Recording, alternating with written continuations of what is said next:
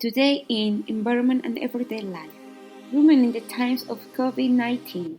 Even though we are living in postmodern times, and despite the many advances made by our feminist sisters, we still face many problems every day, and these problems are associated with culture and society. A woman is often blinded and silenced since childhood, when her family doesn't know accept her opinions, or when she isn't allowed to make her own decision, or when she experiences sexist values.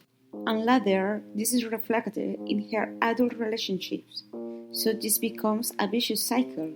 Have you ever asked how many times your partner has overshadowed you? How many things do you have to give up because your partner asks you to? Or how many things do you have to use because your partner shows it? Or do you have children? And are you afraid to start again? At some point, as women, we have all been victims of gender and or domestic violence by our families when they say that women need to fight for marriage, which can mean accepting everything from physical violence to infidelity.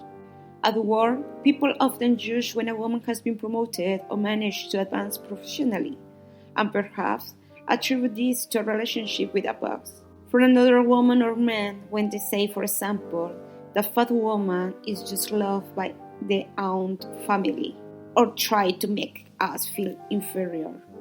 We have also heard that women should stay at home and take care of the children.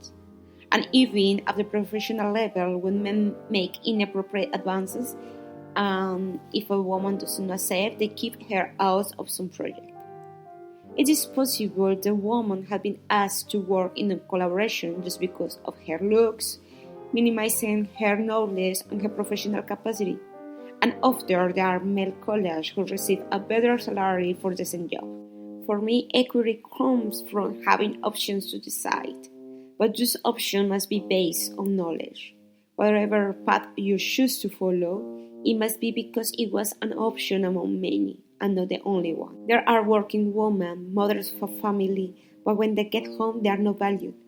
Why not abandon a marriage that doesn't make you happy? Why submit to humiliation or beatings? Now, during the pandemic, cases of mistreatment of women have multiplied. According to the World Health Organization in Europe, the cases of women victims of domestic violence have increased by 60%, and in Latin America between 40 to 70%, including physical and sexual violence and femicide. In some cases, such as in Argentina, a woman is murdered every 14 hours.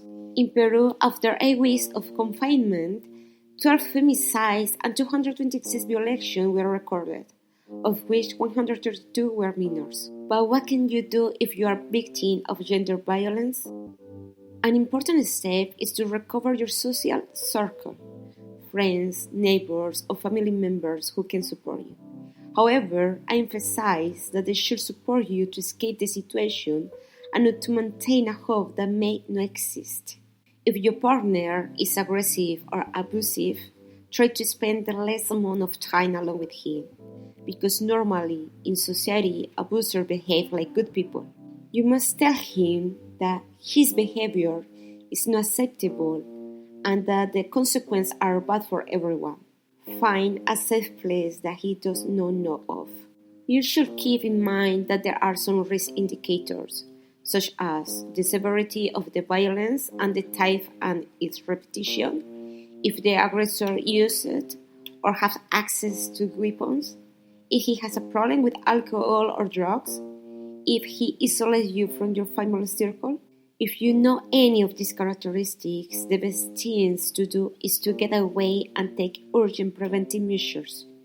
Do not hesitate to request assistance, report the attacker, and request a protection order. Currently in quarantine, there are several hidden ways and codes to ask for help so that the attacker is not alerted.